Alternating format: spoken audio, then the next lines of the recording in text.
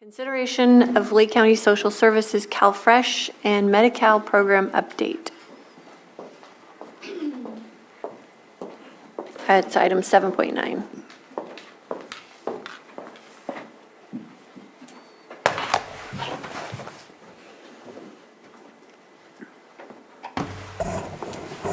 Good morning, Board. Crystal Marketan, Director for Social Services, and with me today is Rachel Dillman, our Eligibility Program Manager. Today, Rachel will be doing a very short presentation regarding the Medi-Cal and CalFresh program unwinding of benefits that were in place during the pandemic.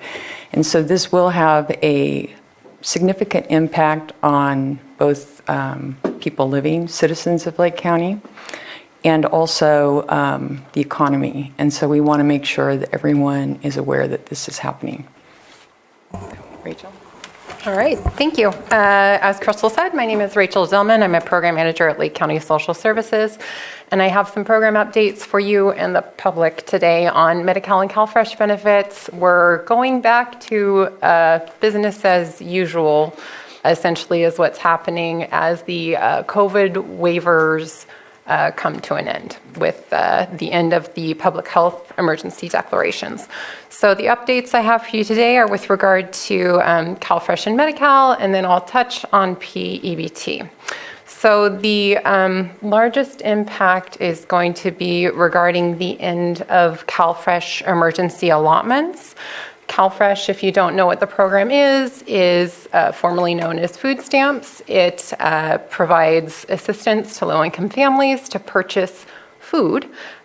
During the pandemic, since March of 2020, Congress authorized emergency allotments, which are an extra benefit that provided at least an extra $95 to all CalFresh households. The average monthly allotment that CalFresh households received was actually $231 per month, and some households received significantly more. So as these benefits come to an end, it is going to have a large impact on our customers. Just to provide some statistical data, in January of 2023, we issued $4.5 million in CalFresh benefits just here in Lake County to nearly 16,000 individuals. $1.7 million of those benefits were emergency allotments, so approximately 38% of the CalFresh benefits issued in January were emergency allotments, and that is the portion that will be ending.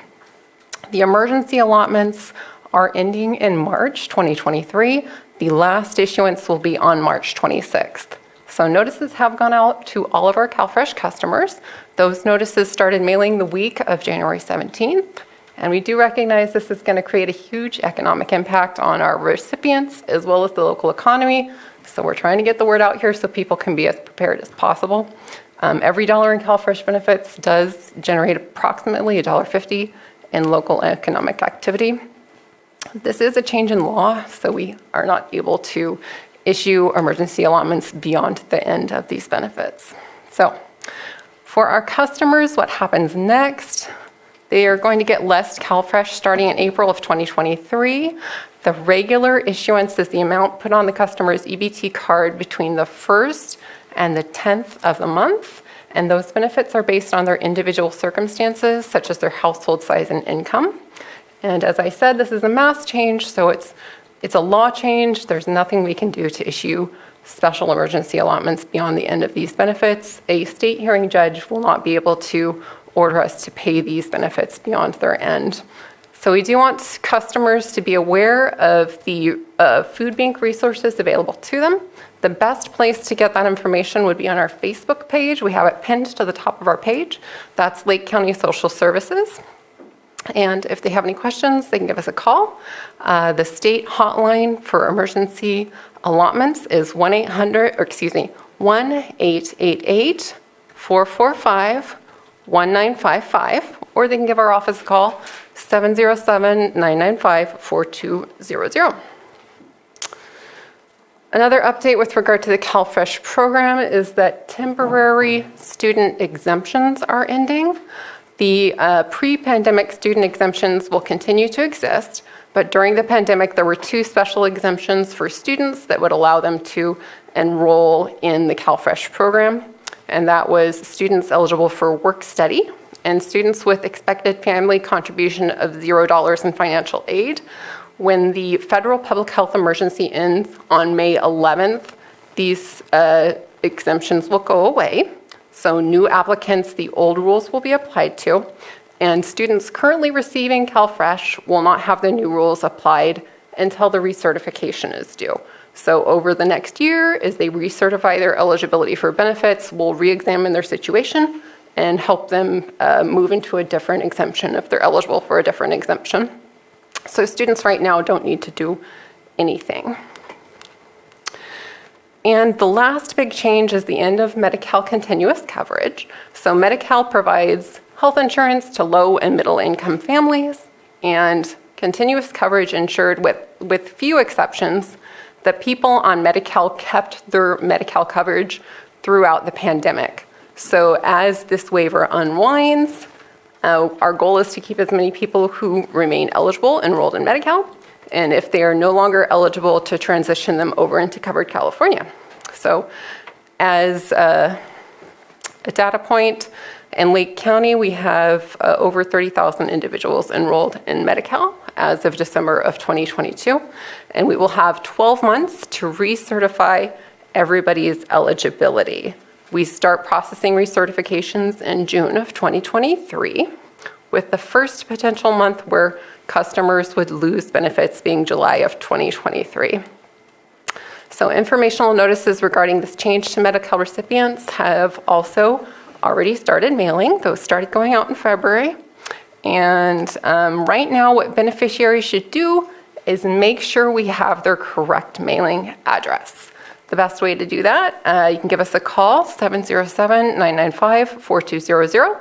Go online to benefitscal.com. That's benefitscal.com. Or they can come by our offices in person, Monday through Friday, 8 to 5. That's 15975 Anderson Ranch, Lower Lake, California. And we can assist them in making sure their mailing address is correct. Beneficiaries will receive their renewal packets between April 2023 and March 2024. We have a 12-month window where we're reinstating recertifications. They don't need to take any action until they receive that recertification packet. Their benefits will remain the same until it comes time for them to renew. So this is going to be a big workload effort for my staff, and we're going to be all hands on deck. We are going to be launching a counter service unit on site at Anderson Ranch for people who have questions about how to fill out their paperwork, get new paperwork if they've lost their paperwork. That'll be launching in March. And we're looking forward to partnering with the Department of Health Care Services to meet these challenges over the coming year and make sure as many people as are eligible remain enrolled in Medi-Cal. There is a public state website launching with more information if people are interested in keeping an eye on that. It's keepmedicalcoverage.org, keepmedicalcoverage.org. And then lastly, I'll provide just a really quick update on PEBT. We don't administer this program. It is administered by the California Department of Social Services, but I get asked about it a lot. So as it is also tied to the pandemic, I'll provide a quick update. So Pandemic EBT, or PEBT, is a federal program that gave families food to replace lost meals, lost at child care or school due to the pandemic, and these benefits are also tied to the public health emergency. The final round of PEBT is in the works. The state is putting together their plan for federal approval, and they hope to have those benefits issued by September of 2023. So as details regarding that plan come out, the public can keep an eye on capandemic.ebt.org or give the PEBT helpline a call. That's 877-328-9677. And that is all I had to share today. Supervisor Crandall.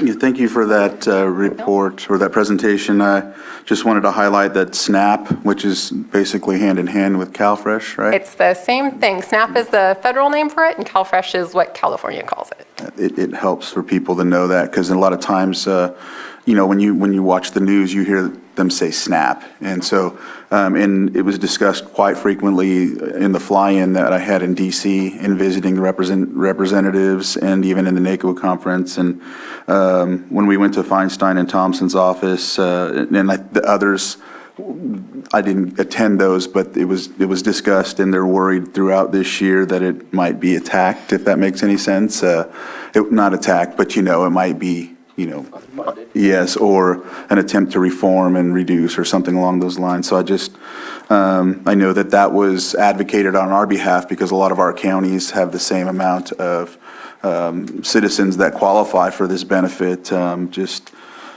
fact, EBT cards, food distribution programs, and then others on Indian reservations. That's a very big, it's a big resource in this county, and so I'm worried about that. Also, I know another benefit is the fact that SSI and SSP benefits may qualify for individuals in our county, and I'm only highlighting that because not a lot of folks might know that, or they do, but I just know that some. That transition happened pre-pandemic, but let's remind the public that if you're on SSI, SSP, you could potentially qualify for CalFresh benefits now. Yeah, no, I know it did, but I know that sometimes there's some folks that I'm not qualified for it because I'm on SSI, and no, that changed, so just giving that a shot. And I know too that this is mainly about a lot of the legislation or the, not legislation, but the programs that were put pandemic-wise are coming to a halt. But I just want to throw those out there and let you know as well that it was discussed quite frequently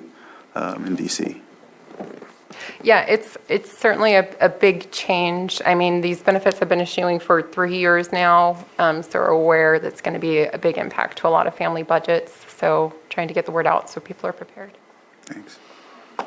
It's a difficult time with food prices being so high. Yeah. Oh, Supervisor Spatier. Yeah, in reading through this and listening through the presentation as well, I want to be thankful for those that have food giveaways throughout the county. I know that you put out that resource every month as to where people can find those resources. And so I'm not going to name them because there's too many to name right now, and I'm going to miss some, but all of those that are involved in food giveaways within different varying communities, thank you for your efforts because it's going to help those that may be a little set back by this, especially as Chair Pyska just mentioned, the increases in food costs. This is not a good timing. Or if it doesn't cover enough, that helps. Okay. Anyone from the public? Let's see, anyone in the chambers? And there's no one in Zoom. So, any final comments from the board? I appreciate the report and obviously getting the message out there. I know some folks, I think, are already starting to get some letters or notifications that there's changes coming.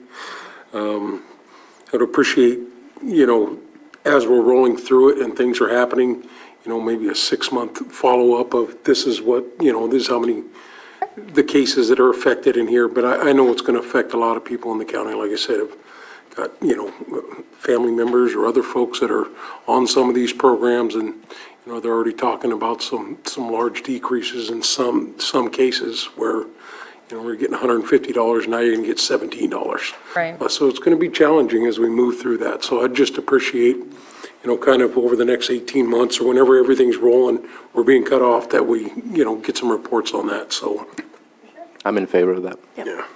All right, thank you. Thank you.